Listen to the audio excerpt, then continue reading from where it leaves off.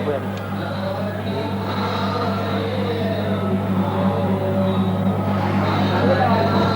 ہاں یہاں لگا لیں وہاں سامنے لگا لیں یہاں لگا لیں کیونکہ یہاں ایم پیٹ والے بھی آئیں گے اور بھی آئیں گے یہاں پر جگہ بھی بات ہے چھوٹی ببلی اس کی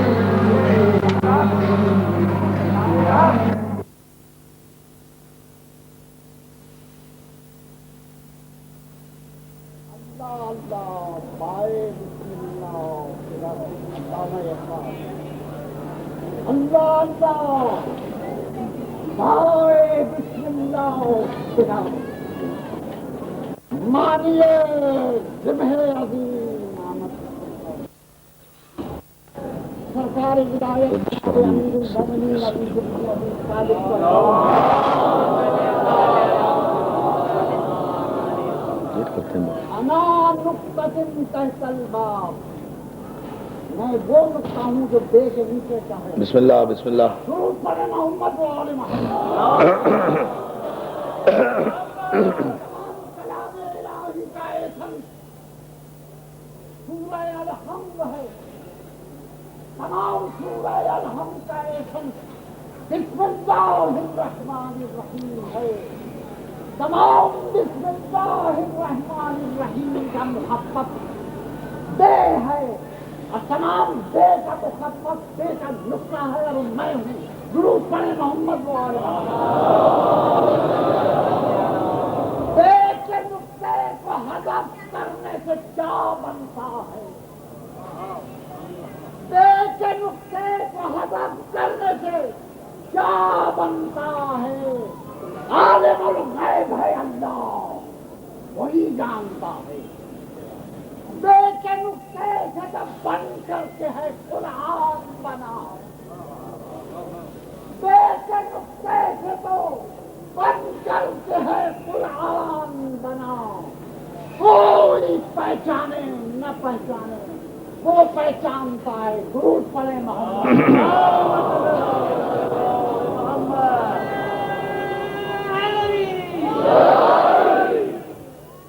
اعوذ باللہ من الشیطان اللعین الرجیم.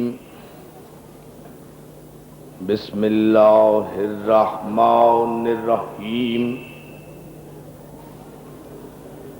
الحمد للہ الذی لا یبلغ مدحتہ القائلون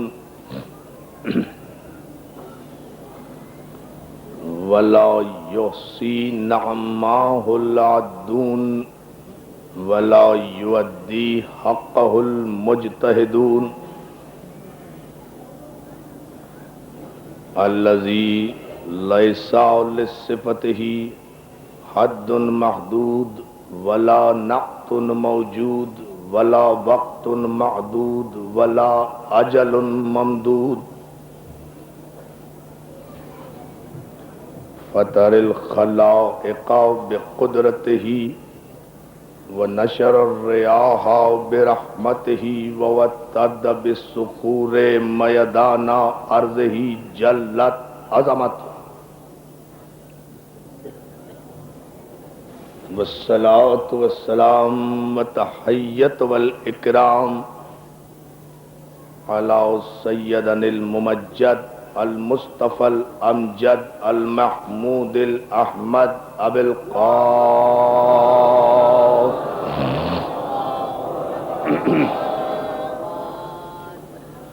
وآلہ الطیبین الطاہرین المعصومین المنتجبین المظلومین الذین اذهب اللہ عنہم الرجس وطہرہم تطہیرا.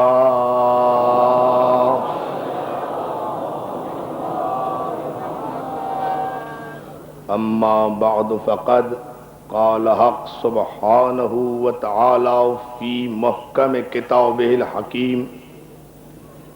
بسم اللہ الرحمن الرحیم. قد جاءکم برہان من ربکم وَأَنزَلْنَا إِلَيْكُمْ نُورًا مُبِينًا صلوات۔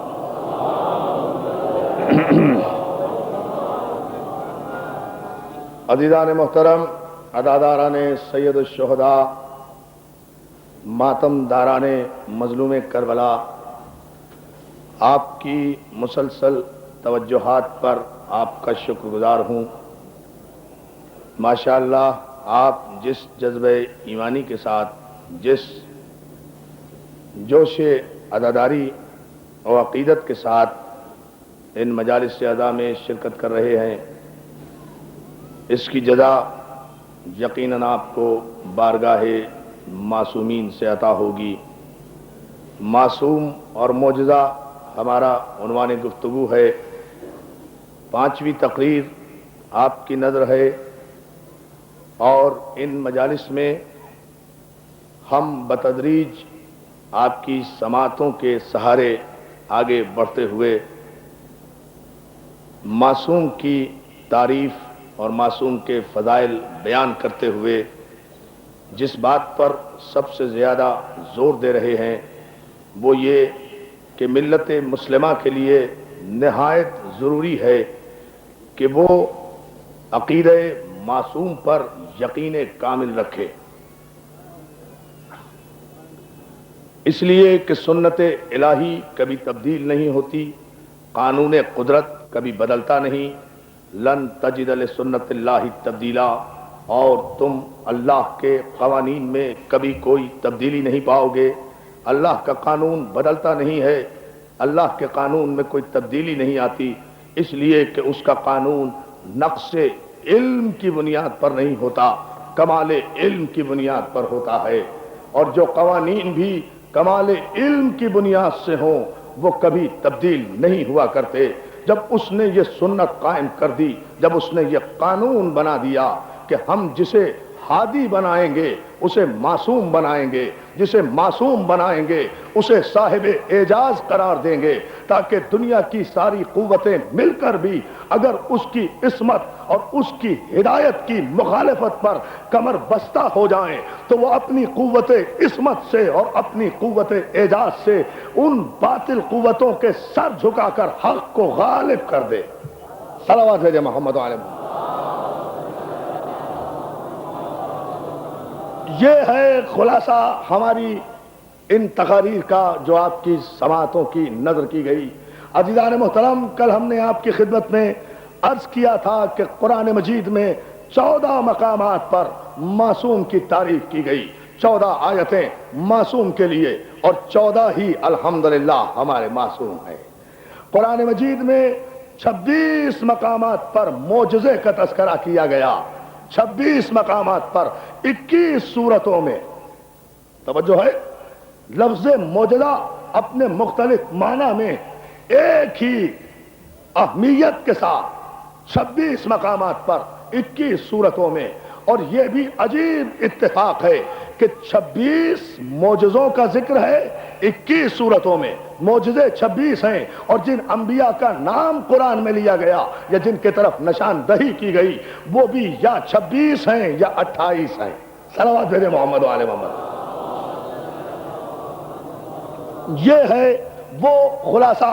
تو جس معجزے پر قدرت نے اتنی زیادہ گفتگو فرمائی ہو، جس علم پر اور جس عقیدے کو پہچانوانے کے لیے، پہنچانے کے لیے اللہ نے اس قدر شدت اختیار فرمائی ہو، کیا ملت مسلمہ پر یہ واجب نہیں ہے کہ اس شدت کو محسوس کریں، اس کیفیت کو پہچانیں کہ معصوم کے انکار کرنے سے اور معجزے کے انکار کرنے سے نہ ہدایت باقی رہتی ہے نہ شریعت باقی رہتی ہے۔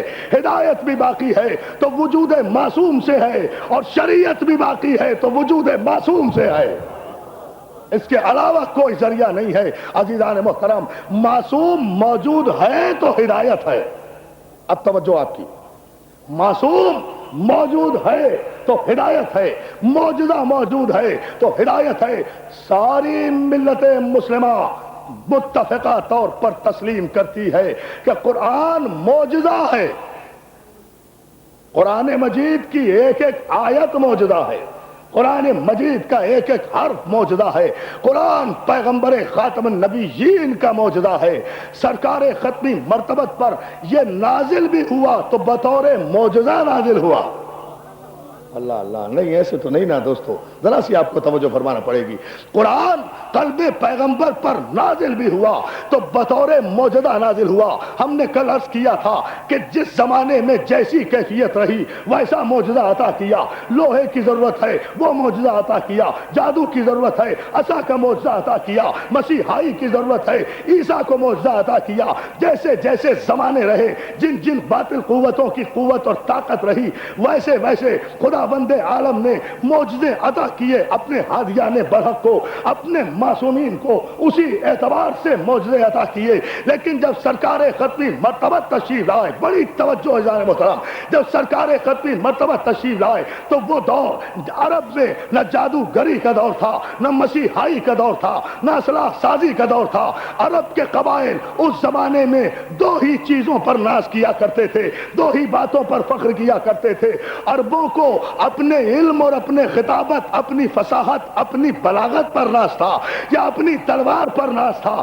عرب سمجھتے تھے ہم سے بڑا تلوار کا دھنی کوئی نہیں ہے، عرب سمجھتے تھے کہ ہم سے بڑا تقریر کرنے والا کوئی نہیں ہے، باقی سب گونگے ہیں، سارا عجم گونگا ہے، صرف عربوں کے پاس زبان ہے، یہی بولنا چاہتے ہیں، فصیح بھی یہی ہے، بلیغ بھی یہی ہے، شاعر بھی انہی میں تھے، سب معلقات کے ادب بھی انہی کے پاس ہیں، عربک لٹریچر بھی ان کے پاس تھا۔ اب آپ اندازہ کیجئے اتنے پڑھے لکھے تھے یہ سارے عرب کہ ان سارے عربوں میں سب سے پڑھے لکھے کا نام ابو جہل تھا۔ ارے توجہ توجہ توجہ ذرا اندازہ تو فرمائیے، مل کر درود بھیج لینا محمد والے محمد۔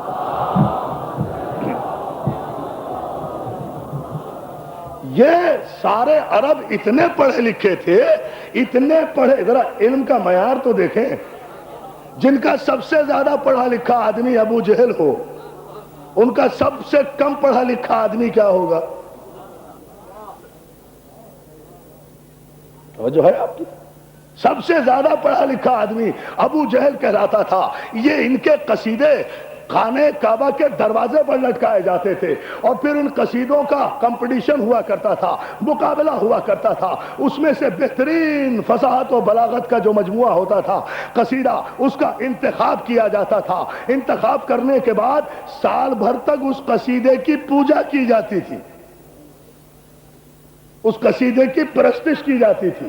یہ عالم تھا وہاں کے علم کا اور علمی ذوق کا، وہاں کی فصاحتوں کا، وہاں کی بلاغتوں کا۔ تو یہ دور مسیحائی کا نہیں تھا، جادوگری کا نہیں تھا، اسلحہ سازی کا نہیں تھا، جنوں کا نہیں تھا، دور تھا یا تو تلوار کا دور تھا یا زبان کا دور تھا۔ تو پیغمبر اسلام کو خداوند عالم نے اپنے اس انبیاء و مرسلین کے وارث نبی کو جہاں سارے انبیوں کے معجزوں کا خلاصہ عطا کیا، وہاں ان دونوں باطل قوتوں کے توڑ کے لیے دو معجزے عطا کیے۔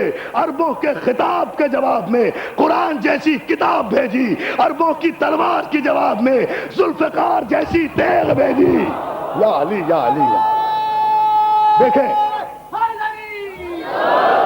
اس انداز سے معجزے آئے۔ عربوں کے خطاب کے جواب میں قرآن آیا، عربوں کی تلوار کے جواب میں ذوالفقار آئی۔ قرآن کیا کہتا ہوا آیا؟ قرآن چیلنج کرتا ہوا آیا، ان کنتم فی ریب مما نزلنا علی عبدنا فاتوا بسورۃ من مثلہ۔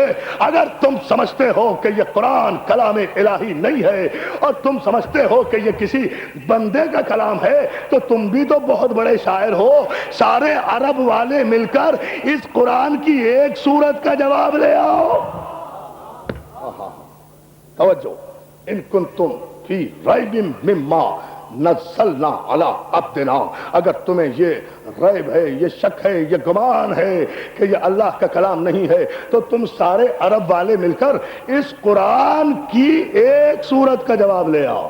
میں آگے چل کے بتاؤں گا کہ اس کا جواب وہ لا سکے یا نہیں لا سکے. ابھی تو اس تمہید سے ذرا گزر جاؤ کہ اس کتاب کا ایک جواب لے کر آؤ. اور دوسرا موجودہ عزیزان محترم جو تلوار کی صورت میں نازل کیا باطل کی قوتوں کو توڑنے کے لیے, ان کی تلواروں کی باڑ موڑنے کے لیے, تو وہ بھی بغیر کسی حوالے کے نہیں بھیجا. قرآن میں آیت بھی دی کہ وَأَنزَلْنَا الْحَدِيدَ فِيهِ بَأْسٌ شَدِيدٌ, اور ہم نے ایک ایسا لوہا آسمان سے نازل کیا ہے جو کافروں کے لیے شدید ہے. اور جبریل, بس فرق یہ ہے آج جب جبریل آیتیں لے کر آتے تھے تو خاموشی سے آتے تھے, جب علی کی تلوار لے کر آئے تو عرش پر چلاتے ہوئے آئے کہ شاہ مردہ, شیر یزدہ, قوت پروردگار, لا فتح الا علی, لا سیف الا ذوالفقار.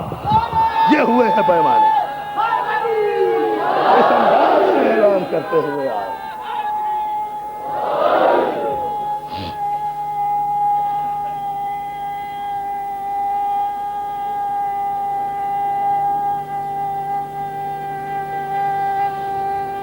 جیو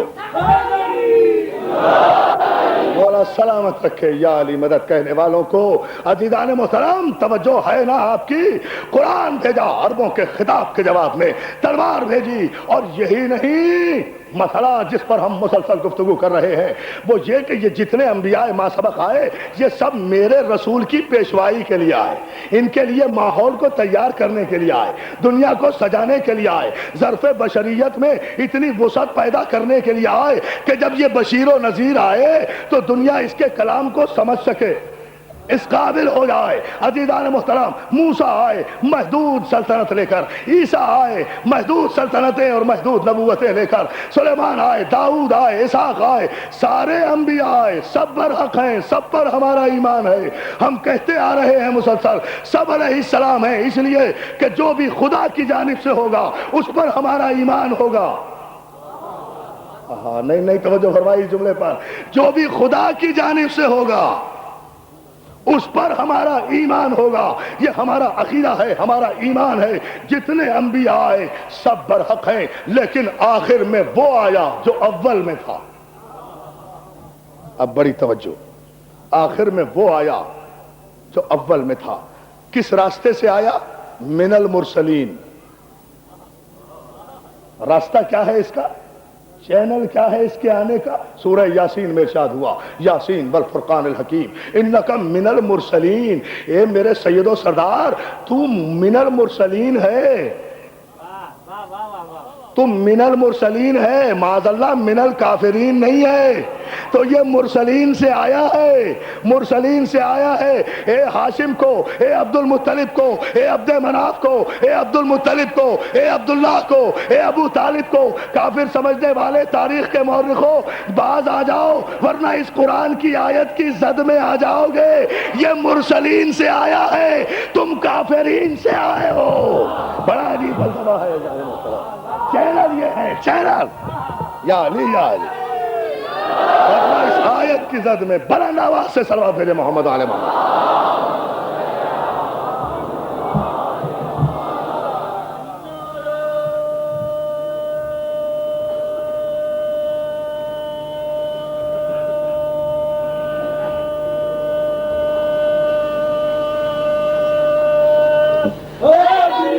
جیو جزاک اللہ. توجہ ہے نا عزیزان محترم, یہ سب سے آخر میں وہ آیا جو سب سے اول میں تھا. جو سب سے اول تھا وہ سب سے آخر میں آیا. کس چینل سے آیا؟ مرسلین کے چینل سے آیا, اسلاب طاہرہ سے آیا, ارحام مطہرہ کی طرف آیا. کبھی آدم کی زمین میں چمکا, کبھی نوح کو زندگی عطا کرتا ہوا آیا, کبھی ابراہیم کو لباس خلت پہناتا ہوا آیا, یوسف کو حسن دیتا ہوا آیا, یعقوب کو گریہ دیتا ہوا آیا, سلیمان کو سلطنت عطا کرتا ہوا آیا, ہر پہلو کو روشن کرتا ہوا آیا, ہر گوشے نبوت کو اجاگر کرتا ہوا آیا. جب پہنچا صلب ابراہیم میں تو عبدیت, نبوت, رسالت, خلت, امامت اپنے نقطہ کمال پر پہنچ کر ابراہیم میں جمع ہو گئی. ہاں اندازہ تو فرمائیں, صلوات بھیجیں آپ تو میں آج کروں گا. دیکھیں یہ کلیا. اب اس جملے پر میں آپ حضرات کی پوری توجہ چاہوں گا. اب جب ابراہیم کے صلب میں ابھی تک ایک ہے, ابھی تک ایک ہے، بلا فصل ہے، ظاہری فاصلہ بھی نہیں ہوا، صلب بھی نہیں بدلا، اتنا فاصلہ بھی مشیت نے گوارا نہیں کیا۔ اب آیا جب صلب ابراہیم میں آیا تو خدا نے ابراہیم کو سارے کمالات عطا کر دیے۔ ابراہیم کو کیا کیا کمال عطا کیے؟ عبد بنایا، نبی بنایا، رسول بنایا، خلیل بنایا، امام بنایا، عبد بنایا، عبد بنایا، نبی بنایا، رسول بنایا، خلیل بنایا، مگر جب امام بنایا تو کہا وَإِذِ ابْتَلَىٰ إِبْرَاهِيمَ رَبُّهُ بِكَلِمَاتٍ فَأَتَمَّهُنَّ قَالَ إِنِّي جَاعِلُكَ لِلنَّاسِ إِمَامًا قَالَ وَمِن ذُرِّيَّتِي قَالَ لَا يَنَالُ عَهْدِ الظَّالِمِينَ۔ اللہ نے امتحان لیا ابراہیم کا، اور جب ابراہیم امتحان میں 100% کامیاب ہو گئے تو ارشاد ہوا إِنِّي جَاعِلُكَ لِلنَّاسِ إِمَامًا۔ سورہ مبارک بقرہ قرآن مجید کا پہلا سورہ ہے، سورہ حمد کے بعد طویل ترین سورہ ہے جس میں ابراہیم کی امامت کا اعلان کیا گیا۔ ابراہیم ہم نے تمہیں ناس کا امام بنایا۔ نہیں، مجھے صرف آیت تو نہیں پڑھنا تھی، مجھے تو کچھ عرض کرنا تھا۔ انی جاعلک للناس اماما، ہم نے تمہیں ناس کا امام مقرر کیا۔ قانون قدرت کا پتہ چل گیا کہ اب جب تک ناس ہے تب تک امام ہے۔ اللہ اللہ، بہت بڑا مسئلہ ہے اگر آپ توجہ فرما لیں۔ جب تک ناس ہے، جب تک ناس ہے، آخری آدمی تک توجہ، پورا جملہ مکمل کر رہا ہوں۔ اب جب تک زمین و آسمان میں ناس ہے، ناس ہے، تب تک من جانب اللہ امام ہے اور ذریت ابراہیم میں ہے۔ اب جو امام معصوم کے قائل ہیں وہ ناس ہیں، جو امام کے منکر ہیں وہ ستیہ ناس ہیں۔ پیمانے پھر یوں ہوں گے، گفتگو پھر یوں ہوگی۔ یا علی ایسے نہیں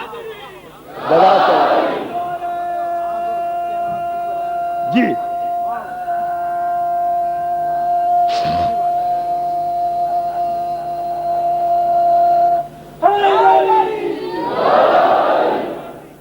بلند ترین صلوات عظمت آدم آؤ۔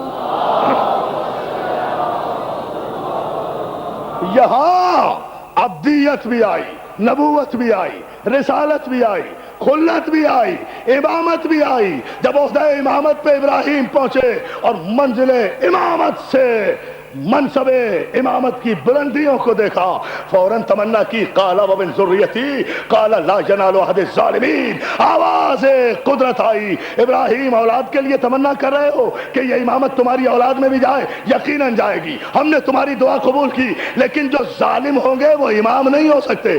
جو ظالم ہو وہ امام نہیں ہو سکتا، جو ظالم ہو وہ امام نہیں ہو سکتا۔ یعنی جو ظالم ہو، یہ قرآن کا فیصلہ ہے، خدا کے لیے توجہ کیجئے، جو ظالم ہو وہ امام نہیں ہو سکتا، جو ظالم ہو وہ امام نہیں ہو سکتا، جو ظالم ہو وہ امام نہیں ہو سکتا، جو امام نہ ہو وہ شہید نہیں ہو سکتا، مر جاتا ہے۔ یہ ہے وہ بنیاد، یہ ہے وہ بنیاد حقیقی جس پر آپ توجہ فرمائیں۔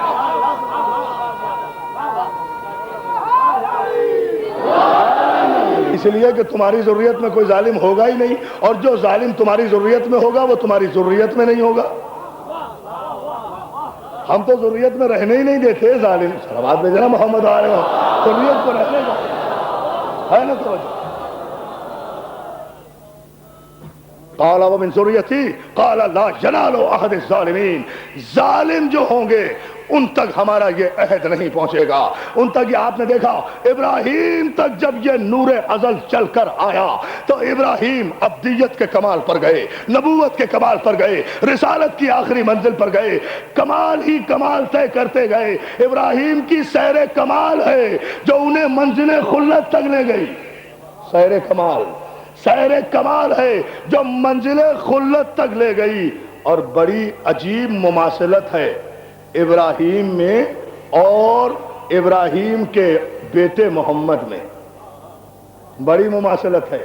آپ دیکھتے جائیں، معصوم میں مماثلت ہوتی ہے چونکہ جنس ایک ہوتی ہے نا، نور ایک ہوتا ہے نا۔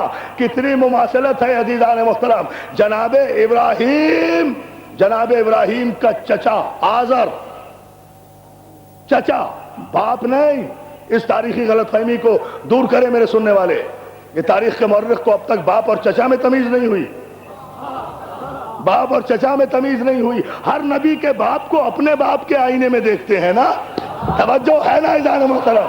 مسئلہ یہ ہو گیا ہے، الجھن یہ ہو گئی ہے۔ یہ عجیب علماء اکرام کی موجودگی میں کہہ رہا ہوں عزیزان محترم، یہ عجیب منزل فکر ہے۔ ابراہیم کے باپ آزر نہیں ہے، چچا ہے۔ ابراہیم کے باپ جناب طارق مومن ہے، مومن تے الف رے خے، آزر نہیں۔ علامہ اقبال جیسے پڑھے لکھے آدمی کو بھی غلط فہمی ہوئی، آپ ابراہیم پہ سر اور پدر آزر ہے، انہوں نے بھی یہ مسئلہ کہہ دیا۔ تو اب کیا آپ شکوہ کس سے کریں؟ اتنے پڑھے لکھے آدمیوں کو بھی جب اتنی تاریخی غلط فہمی ہو جائے تو پھر حشرات الارض سے تو شکوے کی کوئی گنجائش ہی نہیں رہتی۔ توجہ ہے نا جان محترم؟ تو جناب ابراہیم کی مماثلت پیغمبر دیکھیں، ابراہیم عبد بھی، نبی بھی، رسول بھی، خلیل بھی، امام بھی۔ ابراہیم کا چچا آزر بت پرست بھی، بت فروش بھی، بت گر بھی،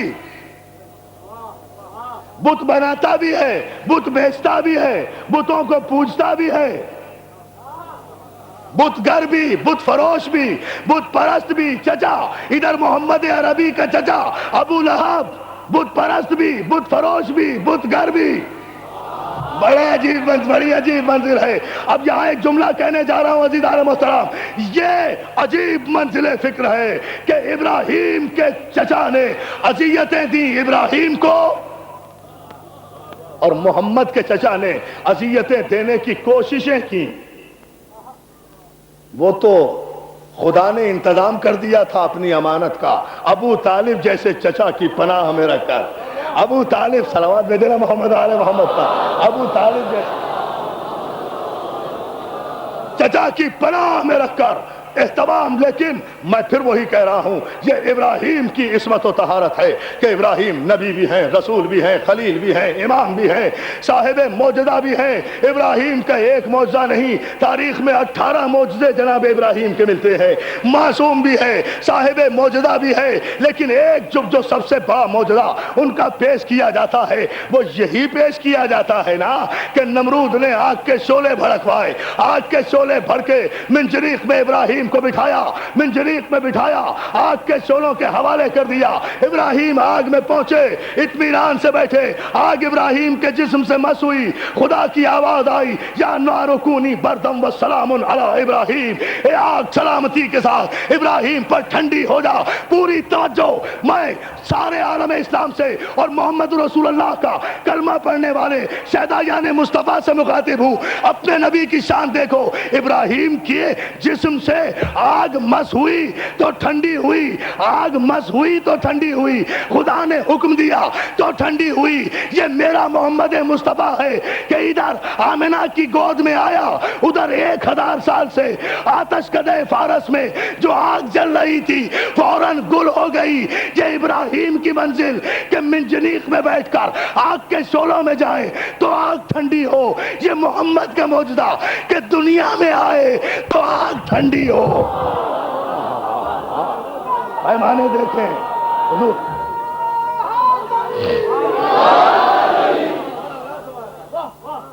صلوات بھیجیے بابا سے بلند۔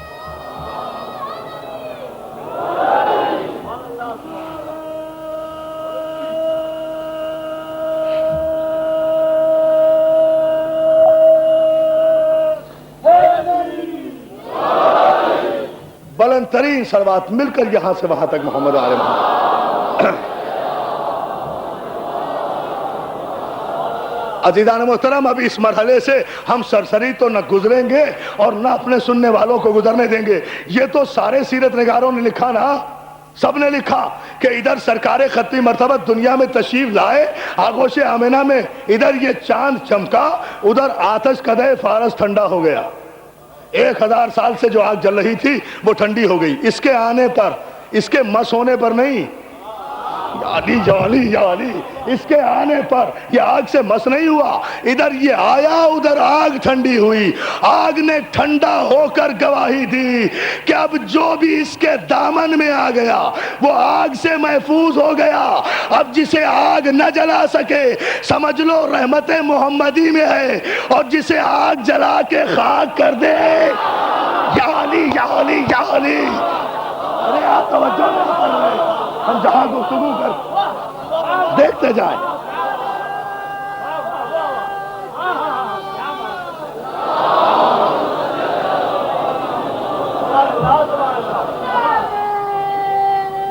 سمجھے دم موقع ہے۔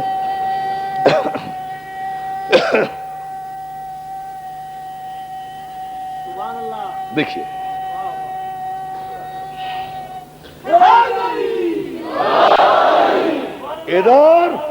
ادھر آگ، ادھر رحمت کا مجسمہ آیا، ادھر نور ازل آیا، ادھر آگ ٹھنڈی ہوئی۔ معجزہ، تخلیق پر معجزہ، آمد پر معجزہ، آمد پر معجزہ۔ میں سیرت نگاروں کی خدمت میں عرض کروں گا، خدا کے لیے آگے نہ بڑھیں، ذرا مجھے یہاں رک کر ٹھہر کر یہ سوال بتا کر جائیں کہ اگر یہ سب سے آخر میں آیا اور 40 برس کے بعد نبی بنا ہے تو یہ معجزہ کس لیے لکھا؟ بہت توجہ، بہت توجہ، بہت توجہ عزیزان محترم، یہ کس لیے لکھا؟ یہ معجزہ بتاتے جائیے نا۔ پھر یہ معجزہ کس لیے لکھا؟ کیا کسی بچے کی پیدائش پر آگ ٹھنڈی ہوئی؟ جب نہیں ہوئی تو تسلیم کرو کہ یہ محمد نہیں پیدا ہوا، معصوم آیا، معصوم آیا، معصوم آیا۔ دیکھیں نا کتنی واضح بات کر رہا ہوں تاکہ کسی مسلمان بھائی کے ذہن میں کوئی کنفیوژن نہ ہو۔ تمام سیرت نگاروں نے لکھا، شبلی نعمانی سے لے کر مولانا مودودی تک ہر ایک نے تحریر کیا ہے، یہ آیا تو آتش کدے فارس ٹھنڈا ہوا۔ ایک نہیں دو معجزے اس کے آنے پر ظاہر ہوئے۔ آیا تو آگ ٹھنڈی ہوئی، آیا تو قصر قیصر کے 14 مینارے گرے۔ پتہ نہیں گن کر بتائے ہیں تاریخ نے 14۔ یا علی یا علی یا علی، مولا انہیں جگہ، مولا انہیں جگہ۔ میں معصومین کی عظمت بیان کر رہا ہوں، گن کر تاریخ کے مورخ نے کسی نے نہ 12 لکھے، نہ 13، نہ 11 لکھے، نہ 10، نہ 15 لکھے، نہ 17۔ سب نے کہا یہ آیا تو 14 کنگرے قصر باطل کے گرے، باطل کے محل کے 14 مینار گرے، یعنی آنے والے نے آتے ہی بتا دیا اکیلا نہیں آیا، 14 لایا، 14 لایا ہوں۔ ہر باطل کو غلط کرے گا، اکیلا نہیں آیا، نام نہیں آیا، دیکھیں دیکھتے چلے جا۔ اللہ علی علی علی علی، بس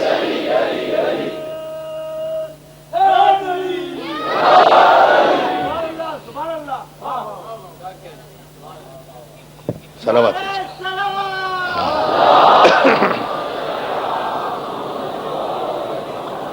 تو دوستو یہ معصوم کا یہ معجزہ تخلیق پر ہوا نا، تخلیق پر ہوا، اور یہ آیا آتے ہی ہوا نا، خود بخود ہوا۔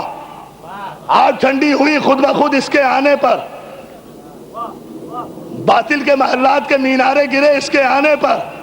میناروں نے گر کر بتایا کہ محمد نہیں آیا، معصوم آیا۔ آگ نے ٹھنڈا ہو کر بتایا کہ بشر نہیں آیا، نور آیا۔ بشر نہیں آیا، نور آیا۔ بشر نہیں آیا، نور آیا۔ نور آ جائے تو نار کو بجھنا پڑتا ہے۔ نار کی شرافت یہ ہے کہ وہ نور کو نہیں جلاتی۔ میں نار کی شرافت پڑھ رہا ہوں، آپ سن رہے ہیں نہ سمجھے؟ میں بھی نہیں کہتا دوبارہ سلمان بھیج دیں آپ محمد علیہ کو، مجھے کیا ہے نا توجہ عزیزان محترم۔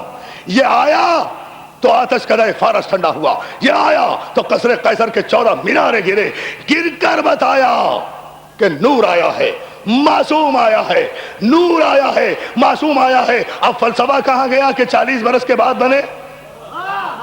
اب فلسفہ کہاں؟ دوستو مسئلہ یہ نہیں ہے، مسئلہ صرف یہ ہے کہ دنیا نے کوششیں یہ کی ہے، معصوم سے دور رہ کر یہ چاہا کہ معصوم کو سمجھ لیں۔ معصوم سے دور رہ کر معصوم سمجھ میں نہیں آتا۔ یاد رکھو، معصوم کو معصوم سے سمجھو، نور کو نور سے سمجھو۔ نور کو نور سے سمجھو، معصوم کو معصوم سے سمجھو، شریف کی تعریف شریف بتائے گا، یا علی یا علی یا علی یا علی یا علی، شریف کی تعریف شریفوں سے پوچھو، معصوم کی تعریف معصوم سے پوچھو۔ یہ اس کے آنے پر ہوا۔ اب آپ پھر دیکھیں، نہیں دو کیوں، تیسرا معجزہ لو اور یاد آیا۔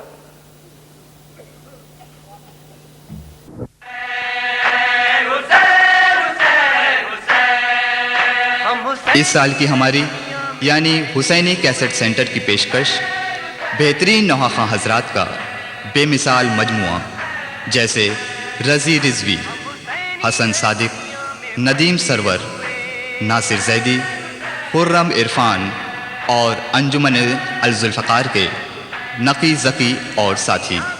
ان کے علاوہ ہمارے یہاں دیگر نوحہ حضرات اور ذاکرین اکرام کی آڈیو اور ویڈیو نیز کمپیکٹ ڈسک یعنی سی ڈیز بھی دستیاب ہیں۔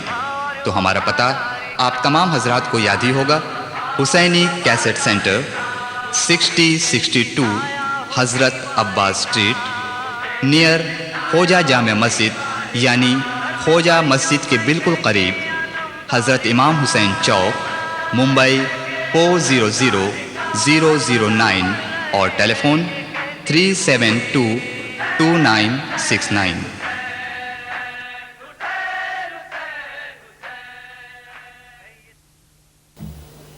سارے مسلمانوں نے لکھا ہے، دیکھ لیں ابھی جا کر، گھر جا کر سیرت النبی شبلی نعمانی کی۔ یہ آیا تو آتش کدہ فارس ٹھنڈا ہوا، یہ آیا تو قصر قیصر کے 14 مینارے گرے، یہ آیا، جب یہ آیا تو جناب حلیمہ کی بکریوں نے دودھ میں زیادتی کر دی۔ دیکھیں ہم اس روایت کو مانیں یا نہ مانیں، لیکن آپ کی تاریخ میں لکھا ہوا ہے۔ بات ہم یہ نہیں کہ اگر ہم استدلال کر رہے ہیں تو ہم اس روایت کو مانتے ہیں۔ اگر یہ حلیمہ کی گود میں گئے تو ان کی بکریوں کے دودھ میں برکت شروع ہو گئی۔ حلیمہ کے پستان میں دودھ نہیں تھا، آپ نے دہن اقدس لگایا بقول سیرت نگار کے تو دودھ کے چشمے داری ہو گئے۔ اس سے پہلے حلیمہ کا دودھ خشک تھا، سوکھا ہوا تھا۔ اگر اس روایت کو تھوڑی دیر کے لیے صحیح مان لوں، پھر بھی میرے معصوم کے معجزے کو مانو۔ قدرت نے حلیمہ کا دودھ ہی خشک کر دیا تاکہ کوئی جھوٹا منہ اسے لگنے نہ پائے، جھوٹا منہ اسے لگنے نہ پائے۔ یہاں تک تو احتیاط کی ہے۔ اللہ اللہ اللہ، اندازہ کیجئے، سمجھتے چلے جائیے۔ اس انداز سے میں نے کہا نا کہ میری روایت کو ضروری نہیں ہے کہ ہم اپنے عقیدے کے مطابق مانیں، لیکن جب استدلال کر رہے ہیں تو جہاں سے بھی شرف معصوم ظاہر ہو رہا ہے، یہاں سے بھی عظمت معصوم پیدا ہو ظاہر ہو رہی ہے۔ اور بڑھا، بہت توجہ، اور بڑھا، ابھی 8 برس کی عمر ہوئی ہے، دنیاوی عمر، ورنہ اس کی عمر تو دنیا کی عمر سے بھی بہت بڑی۔ اس کے سن و سال کا تو کوئی اندازہ کر ہی نہیں سکتا، لیکن دنیاوی عمر 8 برس کی ہوئی تو کافروں نے گواہی دی ابو طالب یہ عجیب بچہ ہے، جب چلتا ہے تو عرب کی جھلسا دینے والی گرمی میں جب یہ چلتا ہے تو ابر کا ایک ٹکڑا اس کے سر پہ سایہ کیے رہتا۔ اب جو ہے نا محترم، صلوات بھیجے محمد علیہ محمد۔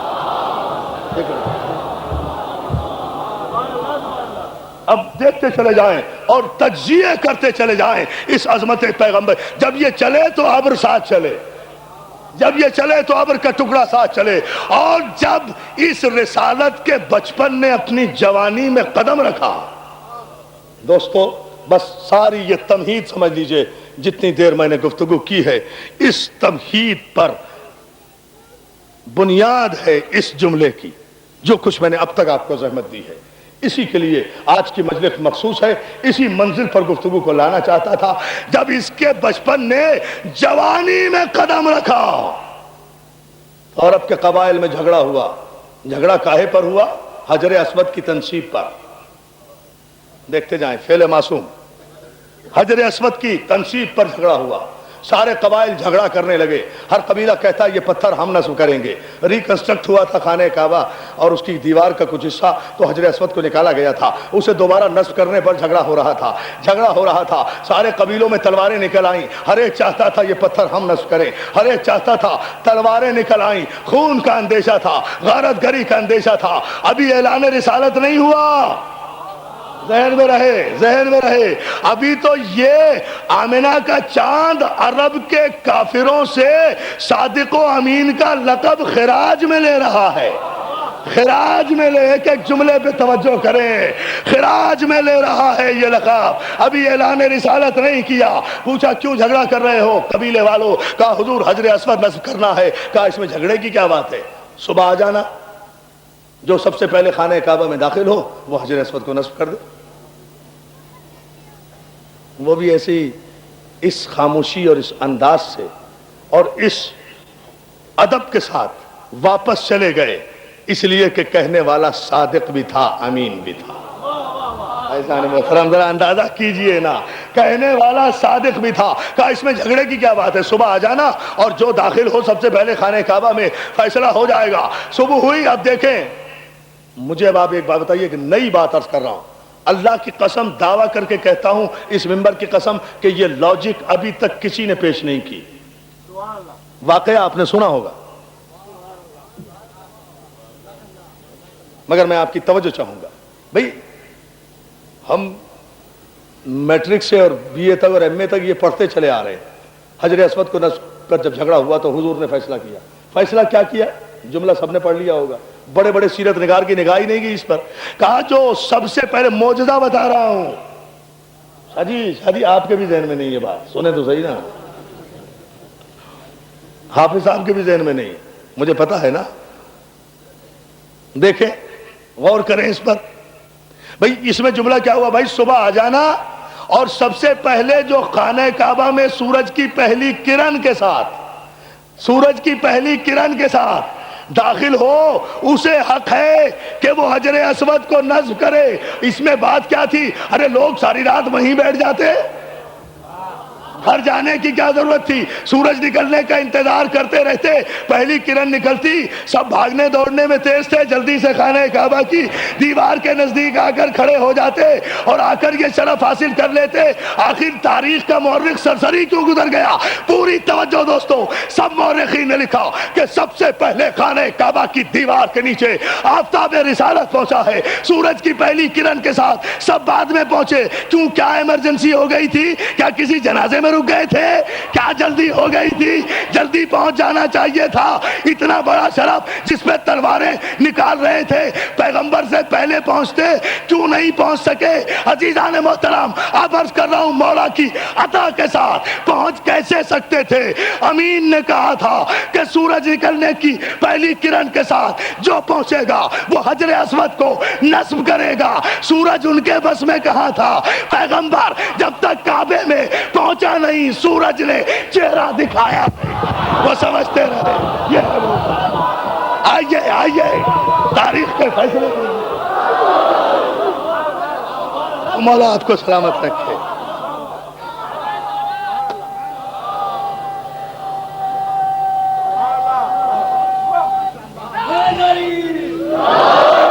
یا علی، ہم کیا کریں، ہمارے بچوں کی آوازیں بھی بیٹھ گئی ہیں۔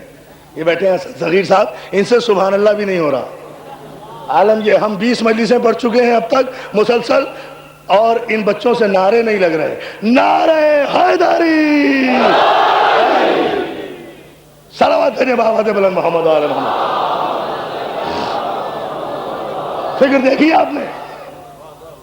بھئی سورج نکلنے کی جب شرط رکھی تھی تو کوئی بھی پہنچ سکتا تھا نا، شرف حاصل کرنا تھا، لیکن نہیں، سب کے لیے سورج چھپا رہا، سب سمجھتے رہے اندھیرا ہے۔ سورج چلا معصوم کی تعمیل میں، جتنے قدم معصوم بڑھا اتنے قدم سورج بڑھا۔ جہاں معصوم نے کہا وہاں رکا، جہاں معصوم نے کہا وہاں جھکا۔ جب چہرہ نہ دکھایا، معصوم نے کہا اب پہلی کرن دکھا، تو محمد حجر اسود کے قریب تھے۔ اور وہ لوگ جو سورج کو ساری رات انتظار کرتے رہے کہ اب نکلے، کب نکلے، جب نکلے، انہوں نے دیکھا تو آفتاب رسالت کو دیکھا، آفتاب رسالت کو دیکھا، ساری رات سوتے رہے، ساری رات انتظار کرتے رہے۔ اب اس جملے پر آپ توجہ فرما لیں، یہ تو وہ فکر ہے جو ہم نے پیش کی، جو مولا نے عطا کی، لیکن اس منزل پر ہم آپ کی ذرا سی توجہ اور چاہیں گے۔ یہ کتنا عجیب مقام ہے عزیزان محترم، اللہ رے تدبر پیغمبر، اللہ رے بصیرت پیغمبر۔ جھگڑے کی کوئی بات نہیں ہے، میں پہنچ چکا ہوں سب سے پہلے، نصب تو کروں گا میں معاہدے کے مطابق۔ اچھا، اس زمانے میں کافر تھے مگر بے غیرت نہیں تھے۔ معاہدے کی خلاف ورزی نہیں کرتے، خدا کی۔ کافر تھے مگر بے غیرت نہیں تھے، معاہدے کی خلاف ورزی نہیں کرتے تھے۔ یا علی یا علی یا علی یا علی،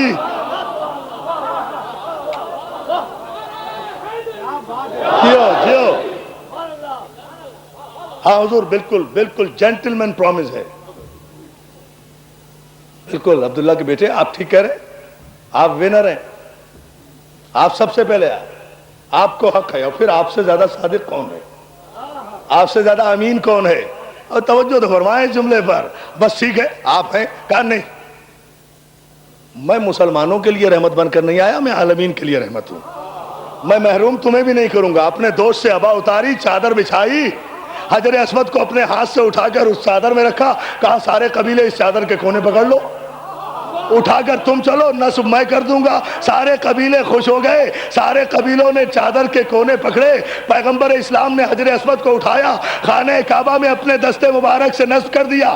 اب جب سے پیغمبر نے حجر اسود کو اپنے ہاتھوں سے کعبے پر نصب کیا ہوا ہے، اس وقت سے لے کر آج تک تو کسی مولوی یا مفتی کی یہ جرت نہیں ہوئی، اے حاجیو اس پتھر کو کیوں چومتے ہو، اسے کیوں بوسہ دیتے ہو، اسے کیوں چومتے ہو؟ ارے کیوں نہ چومے جس پتھر پر پیغمبر کے ہاتھ آ جائے۔ آہا، توجہ اللہ اللہ، اندازہ فرمائے، عجیب فلسفہ ہے دوستو۔ بھائی اور کیا فضیلت ہے حجر اسود کی؟ مولانا سید احمد صاحب قبلہ بیٹھے ہیں، مولانا جعفر عابدی صاحب، ان سے پوچھیں کیا فضیلت ہے صاحب اس پتھر میں؟ ویسے بھی کوئی خوبصورت پتھر نہیں ہے، وہ کالا پتھر ہے حجر اسود۔ خوبصورتی کیا ہے اس میں؟ کوئی سنگ مرمر کا ہے، کوئی ہیرا ہے، کوئی ڈائمنڈ ہے، کوئی جویلری کی کوئی قسم ہے، کیا ہے؟ پتھر ہے بس، پتھر بھی کالا، ایک تو پتھر وہ بھی کالا، اور سارے گوروں کو کہتا ہے اللہ میاں اس کالے سے جا کے منہ رگڑو۔ اللہ اللہ، اندازہ تو کرے نا، عجیب فلسفہ ہے۔ حضور ایسا یا نہیں؟ ہاں، بڑے بڑے خوبصورت، بڑے بڑے چاند چہرے والے لوگ اس کالے سے جا کے منہ رگڑتے ہیں۔ پوچھا میں نے مولانا سے، مولانا یہ اتنے خوبصورت آدمی، حسین آدمی، ٹماٹر جیسے آپ، یہ آپ کالے پتھر پہ منہ کیوں رگڑ رہے تھے؟ کہ جی کالے سے نور آ رہا تھا۔ بات توجہ توجہ، میں نے کہا گورے چہرے پر کالے سے نور آ رہا تھا۔ ارے کہنے لگے پتھر کا کمال نہیں ہے، نور کے ہاتھ مس ہو گئے۔ یا علی یا علی یا علی حیدری۔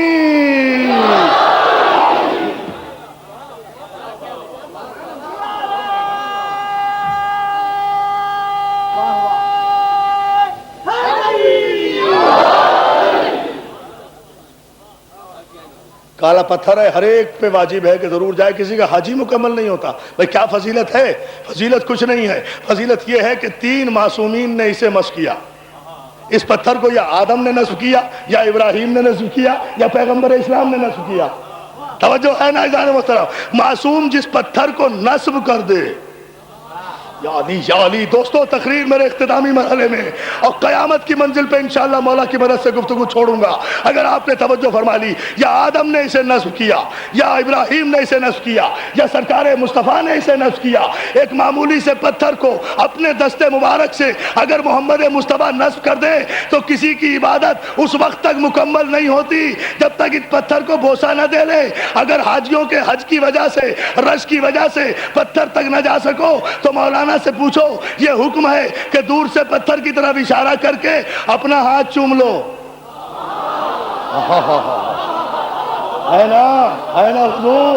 اندازہ تو کریں، اپنا ہاتھ یعنی پتھر کی طرف رخ کر کے اپنا ہاتھ چوم لیا تو پتھر کے سارے تبرکات سمٹ کر آپ کی ہتھیلی میں آ گئے. ہائے ہائے ہائے ہائے، توجہ توجہ توجہ توجہ توجہ عزیزان محترم، یہ ہے معصوم کی عظمت کہ اتنا حکم ہے. حج مکمل نہیں ہوتا اگر اس پتھر کو بوسہ نہ دو جس نے نبی کے ہاتھوں کو بوسہ دیا.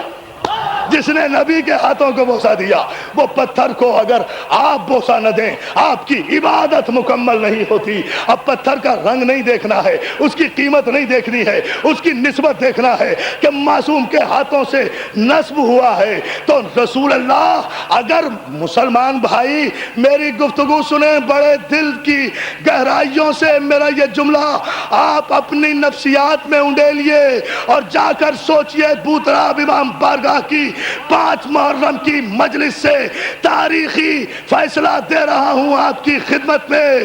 توجہ فرمائیں تمام مسلمان بھائی، جس پتھر کو نبی نصب کر دے 90 کروڑ مسلمانوں کو کوئی اعتراض نہیں ہوتا کہ اس پتھر کو چاہے چومے، چاہے پوجے، چاہے سر جھکائے، چاہے منہ سے ملے، چونکہ پتھر نبی نے نصب کیا ہے.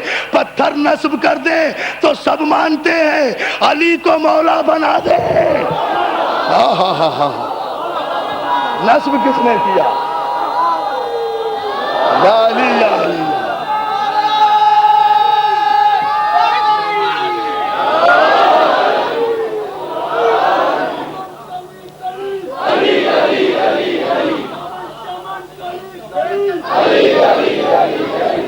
حضور بات تو بلند آواز سے دوستو.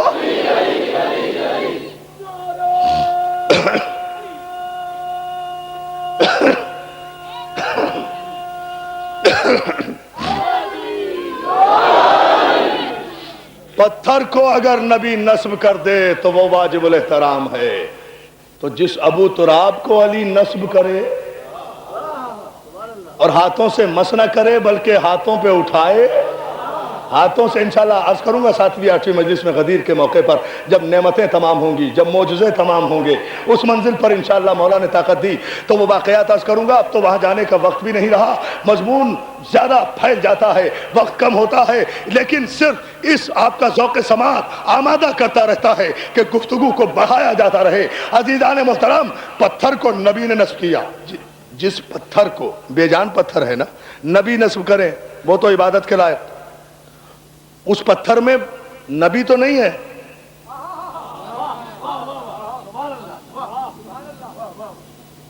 بتائیے اگر 50,000 کے مجمع میں سے 3 آدمی کہیں سبحان اللہ تو میری کیا حالت ہوگی؟ میں دوبارہ یہ جملہ کہوں گا؟ کہہ ہی نہیں سکتا.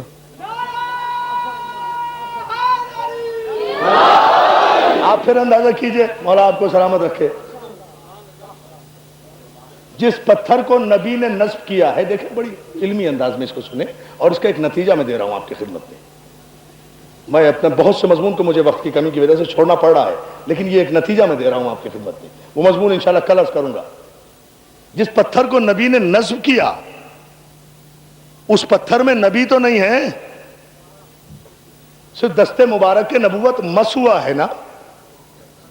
مجھے میرے مسلمان بھائی کیوں نہیں بتاتے، آخر تاریخ کا مورخ کیوں نہیں بتاتا کہ جس پتھر کو نبی کعبے میں نصب کر دے اسے چومنا بھی جائز،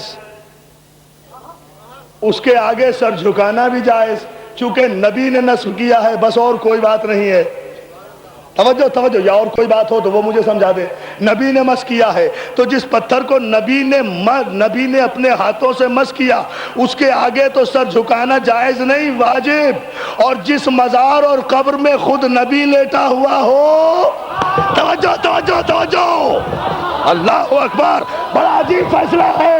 دیکھیں، نہیں نہیں نہیں کہہ لو، ایسے نہیں، تاریخ کے فیصلے لو. نعرہ تکبیر، نعرہ رسالت، نعرہ حیدری، بلند ترین صلوات. فیصلے لیتے ہیں اس پتھر میں تو نہیں. دور دیکھیں اور آپ کو سلامت رکھے.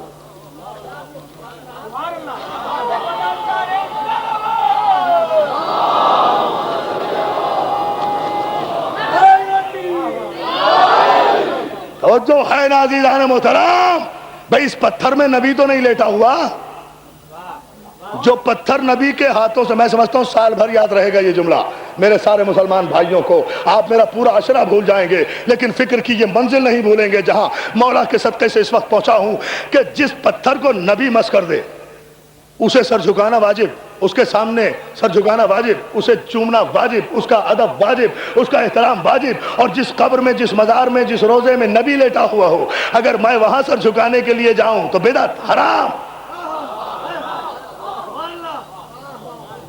اللہ اللہ اللہ اللہ، معصوم کے منکرو، معجزے کے منکرو، سبق لو، عبرت حاصل کرو۔ توجہ توجہ توجہ، حد ہوتی ہے معصوم کی توہین کی، معصوم کی بے حرمتیاں کرتے ہو، معجزوں کے انکار کرتے ہو، غرور شاہی اور غرور تخت و تاج میں اتنے فرعون مت بنو، اتنے فرعون مت بنو، معصوم کے روزے پر نہ جائیں، پتھر کو چومیں، عبادت، جس نے نصب کیا اس کی جالی کو بوسہ دیں، بدعت، تمہارا ہاتھ چومیں تو ریال کی دولت دے دو، لا لا لا لا لا لا لا، تمہارے ہاتھ جا کر چومیں، تمہارے دربار میں سر جھکائیں تو عزتیں ملیں، ریال کی دولتیں ملیں، اور جس کی جوتی کے صدقے میں تم عرب کی بھیڑیں چرانے والے عرب کے جاہل بدوؤں کو تیل بیچنے کے نتیجے میں دولت میسر آ گئی، جس کی جوتیوں کے صدقے میں اس نبی کے روزے پر جائیں تو بدعت۔ میں کہتا ہوں ارد گرد کے حالات سے عبرت حاصل کرتے رہو، کہیں ایسا نہ ہو کہ تمہاری داستان تک بھی نہ ہوگی۔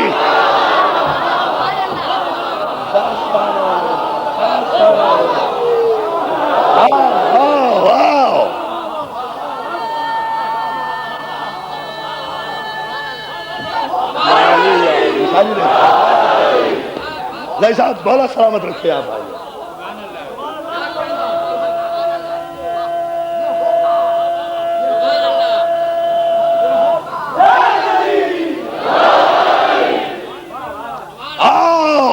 انشاءاللہ کل یہاں سے گفتگو کو آگے بڑھاؤں گا۔ عزیزان محترم، پیغام ہے ملت مسلمہ کے لیے، ہمارے مذہب میں کہ محمد سے وفا تو نے تو ہم تیرے ہیں، جو محمد سے بے وفائی کرے ہمارے مذہب میں اس کی کوئی عزت نہیں ہے، خواہ وہ کل کا فرعون ہو یا آج کا فرعون۔ ہمارے یہاں عزت کا پیمانہ صرف محمد مصطفیٰ کی غلامی ہے، صرف معصوم کی غلامی ہے، صرف معجزے کا اقرار ہے۔ میرے دشمن کو بھی اگر پیش کرو میرے سامنے اور کہو کہ یہ معصوم کو مانتا ہے، یہ معجزے کو مانتا ہے، میں اس کی جوتیاں اٹھانے کو تیار ہوں۔ ہمارے مذہب میں معصوم اور معجزے کی اہمیت یہ ہے، اور جو معصوم اور معجزے کا منکر ہے اس کے لیے ہمارے مذہب میں، ہمارے دل میں، ہمارے دماغ میں، ہماری نفسیات میں، ہمارے جذبات میں، ہمارے احساسات میں کوئی گنجائش نہ تھی، نہ ہے، نہ ہوگی۔ It should be very clear, very clear. Without any mental reservation میں کہہ رہا ہوں۔ آؤ حسین کی مجلسوں میں آؤ، دیکھو معصوم کی عظمت کیا ہے، یہ معصوم کا دربار ہے، دیکھو معصوم کے معجزے دیکھو، یہاں آؤ، ان مجلسوں کا ادب دیکھو، اس کا احترام دیکھو، اس کا تقدس دیکھو۔ کوئی خیال نہیں ہے ہمیں یکم محرم سے اب تک کہ دنیا میں کیا ہو رہا ہے، ہمیں خیال ہے کہ عزاداری ہو رہی ہے، حسین کا تذکرہ ہو رہا ہے، حسین کی مجلس ہو رہی ہے۔ عزاداران حسین، مصائب سے پہلے یہ ضروری اپیل کرنا چاہتا ہوں، یہ مجلسیں ہماری پہچان ہیں، یہ مجلسیں ہماری شرگ حیات ہے، یہ عزاداری ہمارے عزت و ناموس کی ضمانت ہے۔ اس عزاداری کے تقدس اور اس عزاداری کا بھی بڑی اچھی بات کہہ رہے تھے میرے کچھ ساتھی آتے ہوئے گاڑی میں، کہ جس طرح نماز کے ارکان ہیں نا، اسی طرح عزاداری کے بھی ارکان ہیں۔ بڑی خوبصورت بات تھی، جس طرح نماز کے ارکان ہیں نا، وضو یوں کرو، قبلہ رخ یوں ہو، کھڑے یوں ہو، قیام یوں کرو، قعود یوں کرو، سجدہ یوں کرو، بیٹھو یوں، سلام یوں کرو، سلام یوں پھیرو، اب علیحدہ ہو، اسی طرح سے مجلس کے بھی آداب ہے، یہ بھی حسین کی نماز ہے۔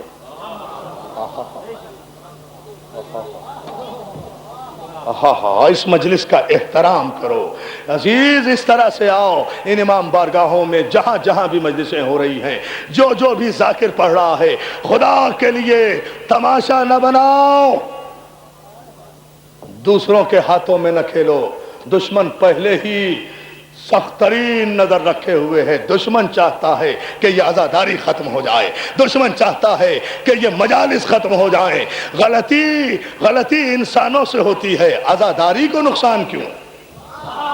توجہ ہے نا عزیزان محترم، عزاداری کے تقدس کا خیال رکھو، عزاداری کے احترام کا خیال رکھو، احترام مجلس باقی رہے، احترام ممبر باقی رہے، احترام ذاکر باقی رہے۔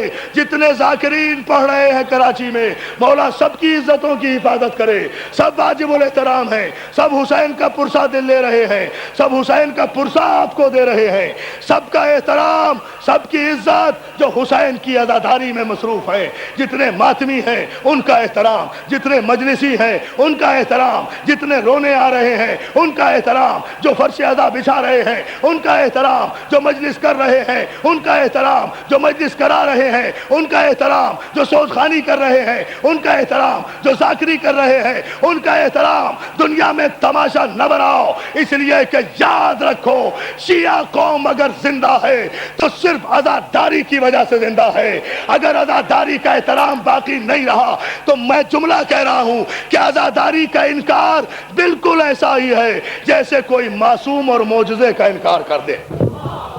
صلوات بھیجو محمد وعلی محمد۔ یہ 2 دن سے جو کچھ شہر میں ہو رہا ہے افسوسناک ہو رہا ہے، یہ نہیں ہونا چاہیے۔ جو کچھ نشتر پارک میں ہوا، جو کچھ کھارا در میں ہوا، یہ مناسب نہیں ہے۔ احترام کرو حسین کے ذاکر کا۔ اپنی صفوں میں کوئی اختلاف ہے گھر میں آ کر گفتگو کرو، اندر آ کر بات کرو، حضور آپ نے یہ کیوں کہا، یہ کیسے کہا، یہ مناسب ہے یا نہیں ہے۔ اس کی ذمہ داری ہے ذاکر کی کہ وہ آپ کی تشفی کرے۔ وہ یہ کوئی طریقہ نہیں ہے ہم نہیں پڑھنے دیں گے، ہم نہیں آنے دیں گے۔ ارے کس قبیلے سے تعلق رکھتے ہو؟ توجہ توجہ توجہ توجہ، کس قبیلے سے تعلق رکھتے ہو؟ ہم نہیں پڑھنے دیں گے، ہم نہیں۔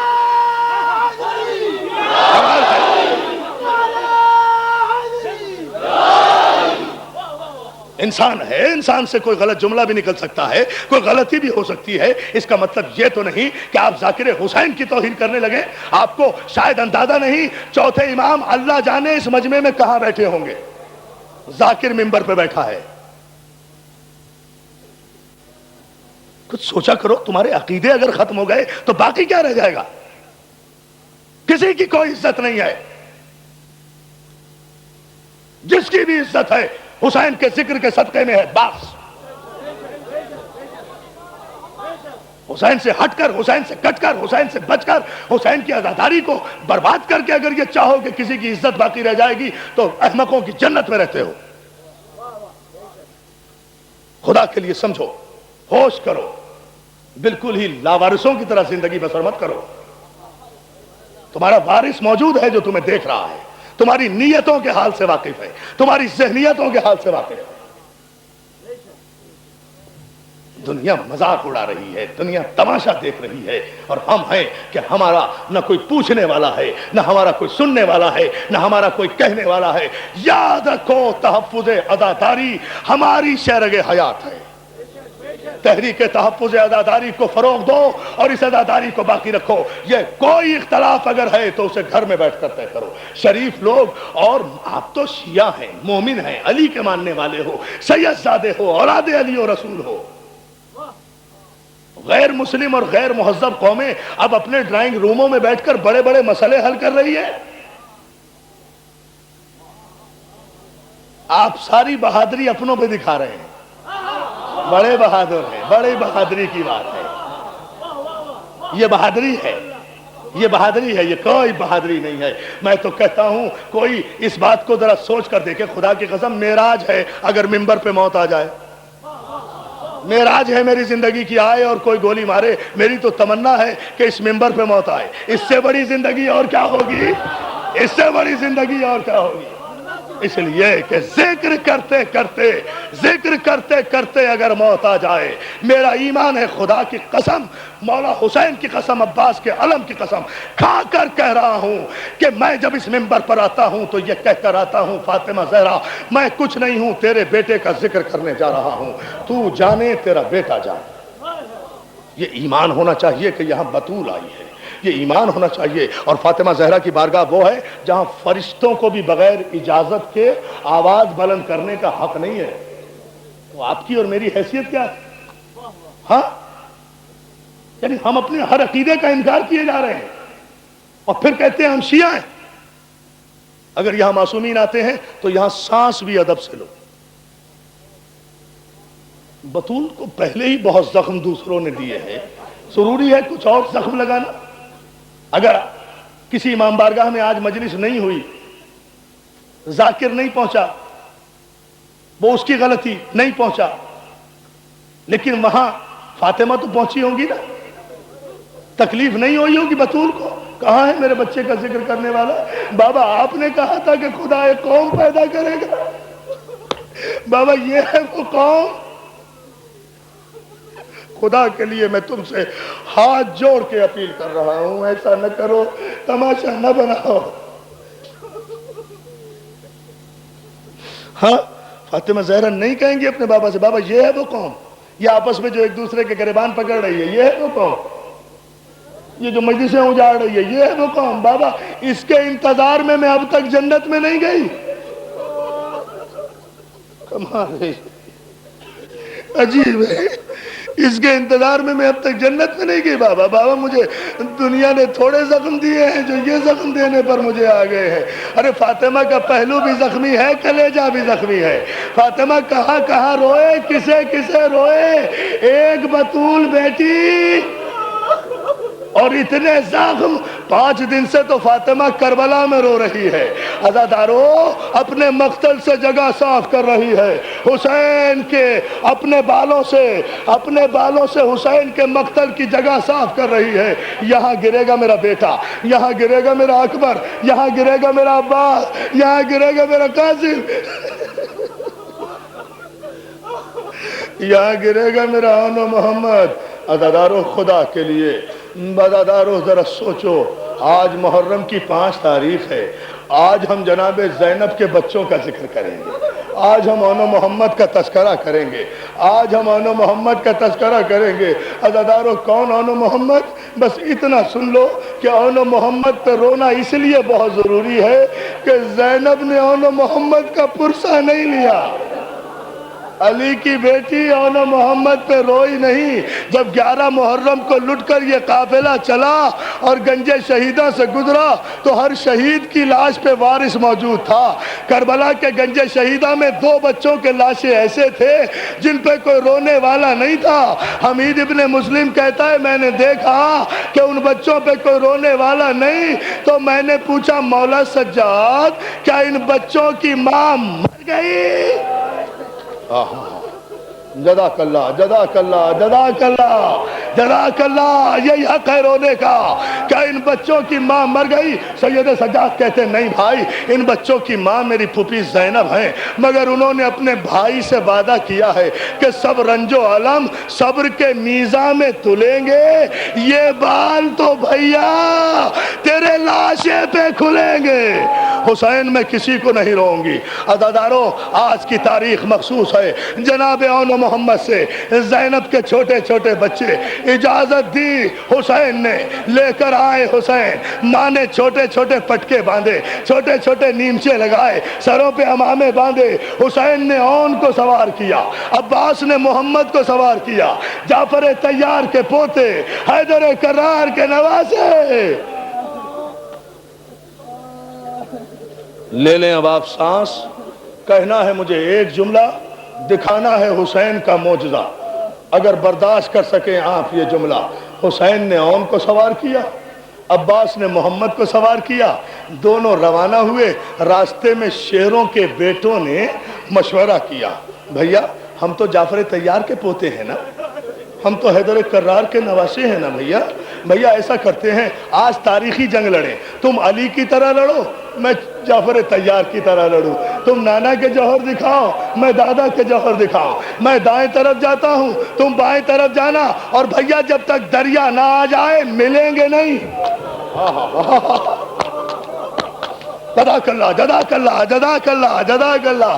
عزیزدارو، فوج میں ہلچل مچی، زینب کے شیر بگڑ گئے، میمنے کو میسرے پہ، میسرے کو قلب لشکر پہ، الٹتے پلٹتے میدان خالی ہو گیا، دیکھا دریا پر دونوں بھائی جا کر کھڑے ہو گئے، فوج آدھا میں شور ہوا۔ میری ماں بہنیں یہ جملہ سنیں، اللہ تمہارے بچوں کو سلامت رکھے، جب دریا کی ٹھنڈی ہوا آئی تو عزیزدارو ایک مرتبہ دونوں بھائیوں نے آپس میں ایک جملہ کہا، کاش سکینہ کی مشق لے آتے۔ کیا پرسہ دے رہے ہیں آپ، کیا پرسہ دے رہے ہیں آپ، یہ ہے پرسہ۔ فاطمہ زہرا دعائیں دے رہی ہوں گی آپ کو۔ عزیزدارو یہ جملہ سنیں، کاش سکینہ کی مشق لے آتے۔ عزیزدارو اتنے میں شور اٹھا، ارے زینب کے بچوں نے دریا پہ قبضہ کر لیا۔ یہ آواز خیمے میں پہنچی، ساری سیدانیاں اکٹھا ہوئی، زینب کے قریب آ کر کہتی ہے، شہزادی مبارک، شہزادی مبارک ہو، تیرے بچوں نے دریا پہ قبضہ کر لیا۔ علی کی بیٹی کہتی ہے، اے بیبیوں مجھے مبارکباد نہ دو، دعا کرو کہیں میرے بچے پانی نہ پی لیں۔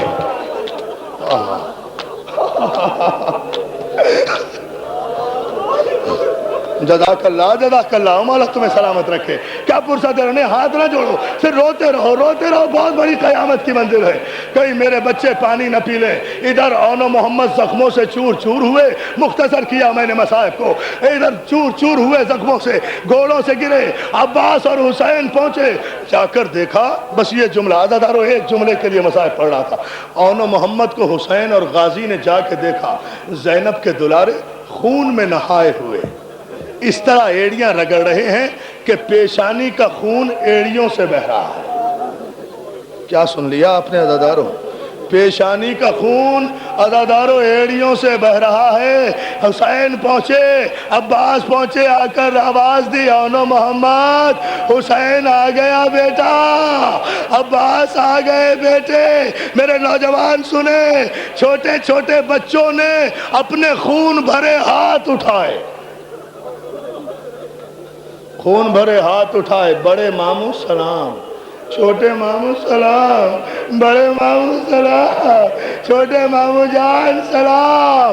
پھر آنکھوں سے اشارہ کیا، ماموں جان ہمارے قریب ہو جائیے۔ حسین اون پہ جھکے، محمد پہ عباس جھکے، دونوں بچوں کے لب ہلے، ساتھ میں دونوں کے ہاتھ اٹھے۔ اب سکون سے جملہ سن لینا، اون کے لب ہلے، محمد کے لب ہلے، دونوں بچوں نے ہاتھ اٹھائے، ایک نے حسین کے سر پہ ہاتھ رکھا، ایک نے عباس کے سر پہ ہاتھ رکھا، اور کہا ماموں جان ابھی تک موت کو اس لیے روکا ہوا تھا کہ آپ کے سر کی قسم کھا کر یہ گواہی دے دیں، اماں سے کہہ دینا ہم دریا پہ ضرور گئے تھے مگر ہم نے پانی نہیں پیا، اماں سے کہہ دینا ہم نے اصغر کے بغیر، جزاک اللہ جزاک اللہ، رو ماتم کرو۔ جی بھائی میں پھر پڑھ رہا ہوں، نہیں بیٹا نہیں بیٹا، روکنا نہیں ہے بھائی، نہیں شاہ جی نہیں، دو جملے، ہاں روتے رہو، اس سے بڑی مجلس نہیں ہو سکتی، مقبول ترین مجلس۔ مولا تمہیں سلامت رکھے، مولا تمہارے آنسوؤں کو قبول کرے۔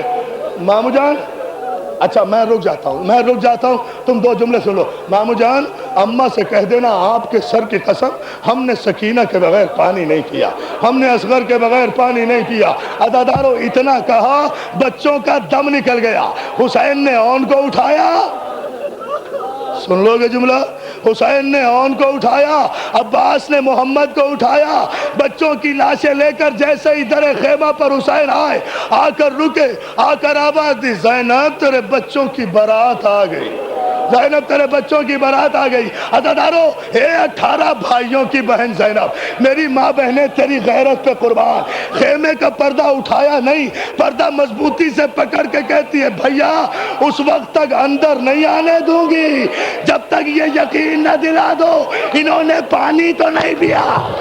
جزاک اللہ جزاک اللہ جزاک اللہ جزاک اللہ۔ عزیزدارو دو جملے، دو جملے اور ہاں ہاں ہاں روئے جاؤ اس سے بڑی مجلس تو نہیں ہو سکتی عزادارو، اس سے بڑا رونا اور کیا ہوگا. حسین کہتے ہیں زینب میں امام بن کے قسم کھا رہا ہوں کہ تیرے بچے پیاسے ہیں. عزادار پھر یہ جملہ سن لو، میں امام بن کے قسم کھا رہا ہوں، آنے دے، پردہ اٹھا دے، تیرے بچے پیاسے ہیں. سونگ کر دیکھ لے، تیرے دودھ کی خوشبو آئے گی، پانی کی خوشبو نہیں آئے گی. امام نے جب قسم کھائی نا، زینب نے اٹھایا پردہ اور محمد کو آنے دیا اور پھر کہا بیویو ابھی پرسہ نہ دینا. آواز دی، بیٹا علی اکبر ادھر آ، اکبر ادھر آ، بیٹا علی اکبر. عزادارہ سن لو گے جملہ، اکبر ادھر آ. اکبر آیا، اکبر بیٹھ جا. زینب نے کہا اکبر جی پھوپھی اماں بیٹا بیٹھ جا. عباس جی بہن عباس ادھر آؤ. بھیا اون کو تو اٹھا، محمد کو میں اٹھاتی ہوں. اون کا لاشا عباس نے اٹھایا، محمد کو زینب نے اٹھایا. اکبر کے گرد چکر دینا شروع کیے. پروردگار میرا اکبر سلامت رہے، میں نے اپنے بچے قربان کر دیے. لیلا کا جا